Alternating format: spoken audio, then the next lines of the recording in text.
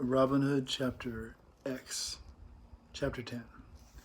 How the Sheriff Gained a Queer Servant. One day, a few weeks after Arthur à Bland joined the outlaws, a rumor came to the forest that the sheriff was forming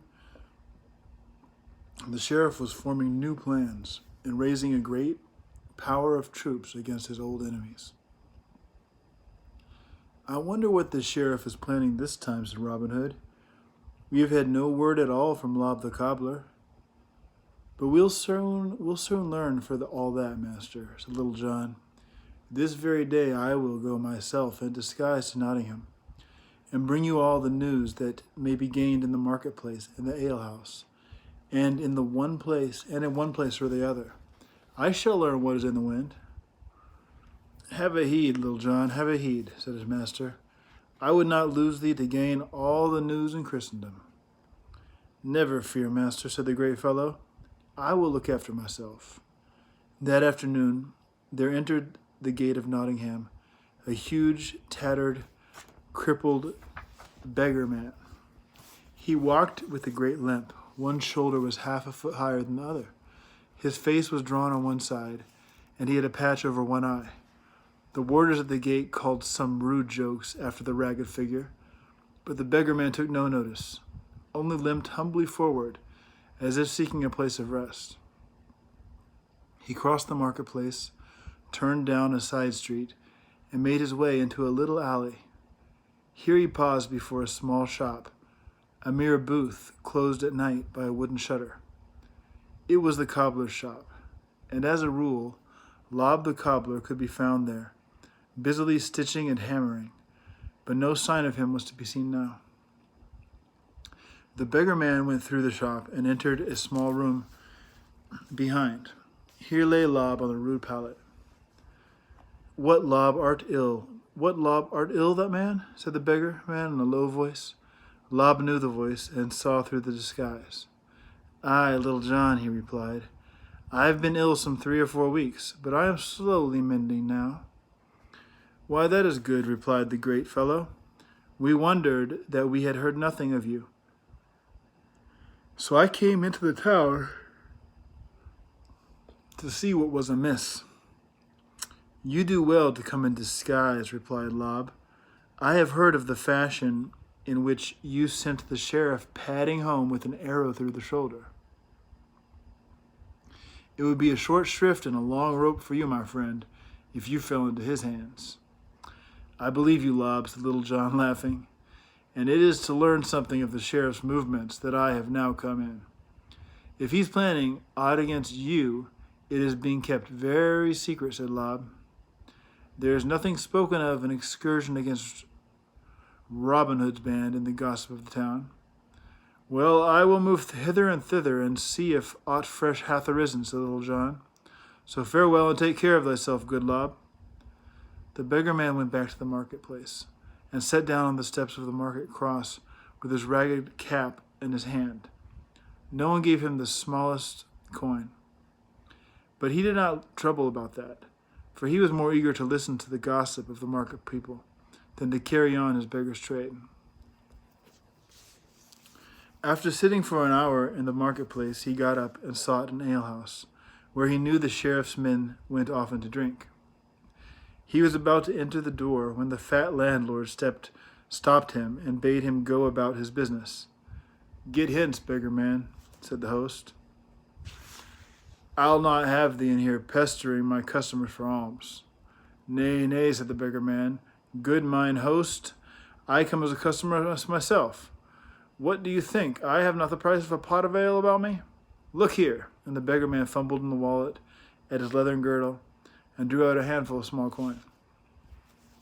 Seeing the beggar man had money to pay for his ale, the landlord permitted him to go in, but would not let him enter the chief room. "Go in yonder," said the landlord. "That place is good enough for such as thou art." And the beggar man went meekly into a rude chamber beside the chief room, a place where 2 or 3 stools stood about an old broken table. Here the beggar man sat and drank his ale in great content. For through an open door he could hear every word that was spoken among the customers. 2 of the sheriff's men were there, but nothing was said of any raid upon the outlaws. Instead, the talk ran up on a great shooting match that was to be shot at the town butts the next day. In those days, shooting matches were the dearest sport of the people, and no fair day passed without a contest among the champions of the longbow. The beggar man pricked his ears at the mention of the match and murmured to himself, "A great match in the wind, eh? Then I'll be there if I can come at bow by any means, for that's the place where tongues will wag freely of what is in the wind." It was growing dusk by the time that he had finished his ale, and the beggar man left the alehouse and crept back to the cobbler's shop. Here Lob made him a bed in the corner of a truss of hay, and the beggar man lay down to sleep. The next day at noon there was a grand fanfare of trumpets in the marketplace. There stood 3 heralds in shining new tabards, blowing till their cheeks were round as apples. Since early morning, the market folk and the country people had been buying and selling, bargaining and chaffering. But now the serious business of the day was over, and the afternoon was to be given to sport. So there was a great crowd to listen to the proclamation of the games. They heard that the prize was to be a fine new horn filled with 20 silver pennies. And all agreed it was a noble reward which would stir the best archers of the town and countryside to give in their names. Beside the paper market cross sat a clerk with a sheet of paper, pen, and an inkhorn, and to him went the yeomen one after another to give in their names for the match. Among them marched the big, ugly, limping beggar man, with Little John, just in case you forgot, a bow over his shoulder, and a sheaf of arrows by his side. They had been lent to him by a friend of Lob the cobbler. Whoa. As he went up to the clerk, a roar of laughter rose from the onlookers, and the yeoman, who was about to put down his name, hustled the beggar back roughly. "Stand back, knave," said the yeoman, a tall, stout, red-faced man in the dress of a forester.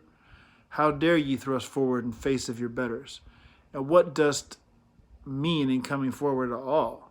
Begone and finish plundering the scarecrows amid the corn." The crowd laughed at this jest cut upon the beggar man's sorry clothes, but the laugh was checked when they saw the beggar man thrust out an arm strong as the bow of a great oak, and seize the forester by the neck and twitch him aside as if he had been a 3-year-old child. "First come, first served," quoth the beggar man. "Let me tell you, my fine forester, that I was nearer the clerk, and therefore had the better right to be entered first for this merry play." The forester went red as fire with rage and leapt at the beggar man and launched a tremendous blow at his face. "Right, right, hallo the croft," shouted his friends. "Give the rogue a forester's knock." But the forester's knock was delivered in vain. The limping beggar man dodged aside, and Hallo the Croft's fist missed him by inches. "Run, beggar man, run," cried a friendly bystander. "Hal will beat thee to jelly with his fists, and thou dost not escape." "Nay, run I will not," grunted the beggar man. "Form a ring, and Hal shall beat me as much as he pleases." A ring, yelled the crowd in high delight. Hallo the Croft is to fight with the big beggar man. Nothing could have given greater pleasure to the onlookers than this unexpected encounter. A ring was formed at once, and Hallo the Croft stripped off his jerkin and handed his bow to a companion and spat in his fists and promised to give that impudent beggar man the biggest thrashing a man could receive. In all Nottingham town, none could use his fists like Hallo the Croft, and many a victory had he won on this very spot. For his part, the beggar man neither stripped nor straightened himself. He handed his bow to an honest country yeoman and made no other preparation, only limped up and down his side of the ring in so comical a fashion that the spectators shrieked with laughter at his queer actions and queer figure. When the fight began, the yells and shouts of delight rose from the crowd like smoke from a furnace. Hal the Croft let out sledgehammer blows again and again at the big beggar man's head, and not one blow got home. For the beggar man had such a limp that his head shot up and down a foot or more as he moved. And when Hal struck out for his opponent's face, it went down like lightning, and Hal hit the air, and at the next instant felt the beggar man's big fist play tattoo on his ribs. And lame as he seemed, the beggar man dodged about the ring in so quick a fashion, and withal, in so comical a style, his rags and bags fluttering as he had hoped, as he hopped and limped, that the crowd shouted itself hoarse for joy at the sight of the strange combat. Suddenly it was ended. Hal, spluttering with rage, had chased the beggar man into an angle from which there was no escape. "Cornered! Cornered!" shouted the forester's friends. "Now you have him, Hal. Now give him the forester's knock." But at this instant, when all looked to see the famous boxer punish his opponent, that terrible beggar man uprose, and for the first time his huge fist struck home. Crash! Every man in the crowd heard 3 of the forester's ribs splinter, as if they had been dried sticks. And Hal the Croft was hurled clean across the ring and dashed senseless to the ground. For a moment all stood silent in surprise at the strength which had dealt them that tremendous blow. Then several foresters pressed forward, cudgels in hand, to beat the beggar man who had overthrown their champion so easily. But this roused the temper of the crowd, and a loud cry of fair play, arose. "'Twas an honest blow and honestly dealt," cried a townsman. "Hal only got what he intended to give. Fair play for the beggar." And the speaker flourished a great quarterstaff round his head. This honest fellow was so strongly backed up by his acquaintances that the foresters had to give up their purpose of beating the beggar man, and they drew off with sullen faces, bearing their defeated champion with them. "Beggar man," cried the townsman, who had stood up for him, "canst thou shoot as well as thou canst strike?" "Aye, master, that I can," replied Little John boldly. "Well, then, neighbors," said the good-natured fellow, looking round on his friends, "we'll even attend the beggar to the butts, for we shall see shooting beyond common this day, I think." His friends agreed, and a strong band of them marched with the beggar man to the scene of the shooting match, lest he should be meddled with by the angry foresters. So Little John entered his name and went to the shooting, and he had put his name down as Renaud Greenleaf, which is as much as say Fox of the Greenwood, and he chuckled to think how well the name fitted him. When the shooting match began, there was first a contest at the butts, and here the beggar man shot best of all. The 3 best men at the butts were now set to shoot at the hardest mark of all, a willow wand set up right in the ground. Of the 3, only the beggar man could accomplish the feat. His arrow split the willow wand as cleanly as if a sharp knife had been run through the center. "This is the best archer that I saw in all my life," cried the sheriff, who was watching the archery closely. It was the first time he had been abroad since the wound in his shoulder had healed, and he was enjoying the day's sport very keenly. "Come hither, beggar man," cried Little John, and Little John came forward and bent his knee humbly before the proud sheriff. "What is thy name, and where dost thou come from?" cried the sheriff. "My name, your honor, is Renaud Greenleaf, and I was born at Holderness," replied Little John. "Thou canst draw a good bow, Renaud Greenleaf of Holderness," said the sheriff. "Aye," said Little John to himself, "or I would never have put a shaft through thy shoulder, proud sheriff." But he said to himself. But he made no answer aloud, only bent his knee again in respect. "'Tis a shame to see so bold a bowman as thou art in rags and tatters," quoth the sheriff. "Come, good fellow, enter my service, and every year I will give thee 20 marks to thy fee." Little John agreed at once, for in the sheriff's service he felt sure he could find out all the things he wished to know. So he went to the sheriff's house and entered his service, and his bodyguard, and the sheriff thought he had secured a fine archer for his bodyguard. And Little John grinned to himself and said softly, "Gramercy, proud sheriff. Renaud Greenleaf is your man as you think him. as you think. Marry, I shall be the worst servant to him that ever yet he had seen, that ever yet he had he. For some days, Little John, or Reynard Greenleaf, spent a fine time at the sheriff's house. He ate and drank of the best.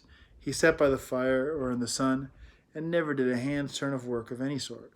This vexed the steward, a very self-important fellow, who expected every servant to run before him. But when he gave Reynard Greenleaf a job, that big lazy fellow would not touch it, and merely said, "I'm an archer, Master Steward. Fetch me when there's shooting to be done, and I'm your man. Till then, leave me alone." One morning, Little John lay in bed, very late in lazy comfort, and when he got up, he found the sheriff had gone hunting. So, thought Little John, the sheriff has gone to hunt in Mary Sherwood, has he? Well, upon my faith, I too am longing to be back in the greenwood, and I may as well go. For Little John had listened when many thought him asleep, and looked when many had thought his eyes closed. And he had neither heard nor seen anything to show that the sheriff was plotting mischief against Robin Hood and the outlaw band.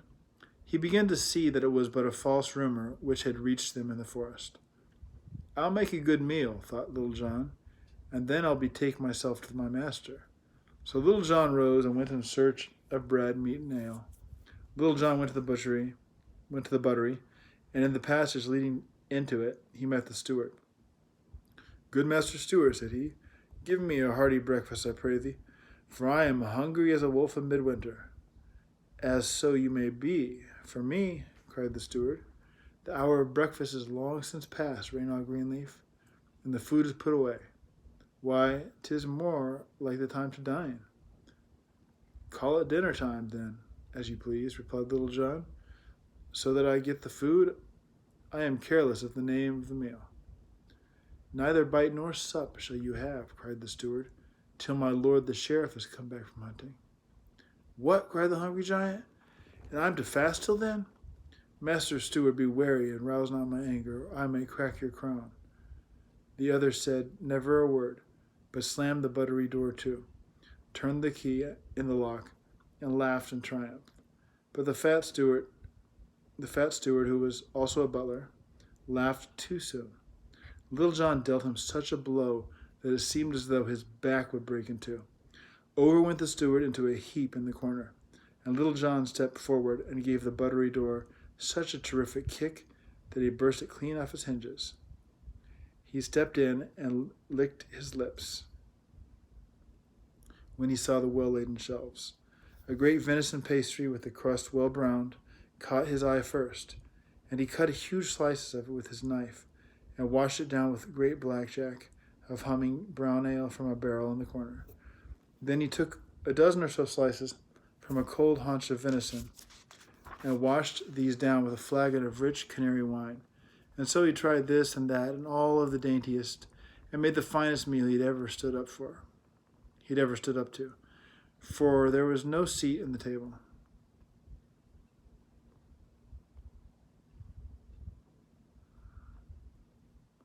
For there was no seat in the place, and he ate off a tall shelf for a table. Now Little John was thus eating and drinking merrily. The cook came to the buttery in search of the steward.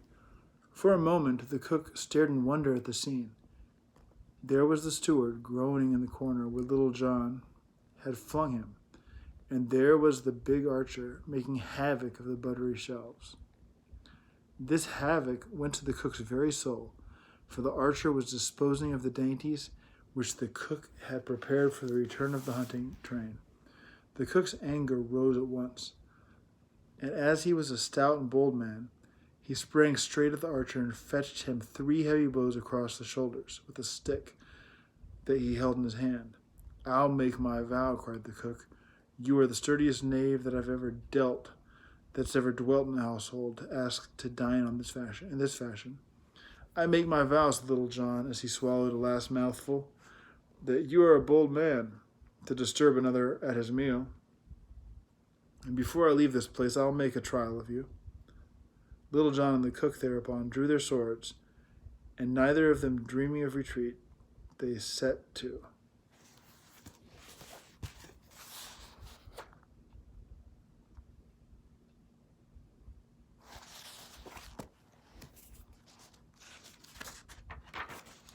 For a good hour, Little John and the cook fought sore together, and neither had harmed the other. So well matched were they that at every trick of fence. Hold your hand, cried Little John at last. I make my vow, Master Cook, that you are the best swordsman that I've ever met. 'Tis a waste of a stout blade that such a man like you should hang over pots and pans cooking fine things for other men's stomachs. I like my task little enough, replied the cook, but what am I to do? Say you so, cried Little John. Why, if you can but shoot with the bow as you can play with the sword, I could take you to the greenwood and find you a good master whose service it will fill you with delight. And who might he be? Asked the cook. Little John bent forward and whispered in his ear, Robin Hood. The cook gave a great start of astonishment, and for a moment stared at the archer in surprise. Well, might he be filled with wonder at finding one of the outlaws in the service of the sheriff? Then he raised his left hand. Put up your sword, said the cook. I am your fellow from this day. Then join me in this pasty, laughed Little John. And I had returned to it, just as your stick fell across my shoulders, and our little bout hath made me hungry again. So the cook laid aside his sword and attacked the good victuals instead, and fetched fresh dainties, and they ate and drank together, and resolved to fly together to the greenwood. Nor will we go empty-handed, quoth the cook. I can show you the way to the sheriff's treasure room.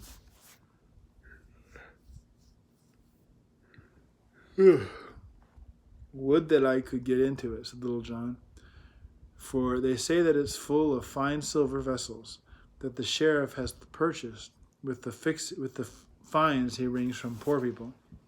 The saying is truth, said the cook, but come now with me, and I will show you the place. They went to the treasure room and found it guarded by a thick iron-banded door. The latter held in places by hasps of steel with strong steel padlocks. Fetch me the heaviest hammer you can lay your hands on, said Little John to the cook. And the cook ran and fetched a great sledgehammer. High in the air, Little John swung the great hammer and dashed the padlocks off the fastenings with a few tremendous blows. Then into the treasure chamber they went. Fetch me the biggest sack you can lay your hands on, said Little John to the cook. And the cook fetched a sack which would have held a man. Then Little John put the sheriff's silver vessels and his money into the big sack and swung the sack onto his shoulders. Now for the greenwood, said Little John, and following the cook along a secret path to a little postern door, gleefully off they went.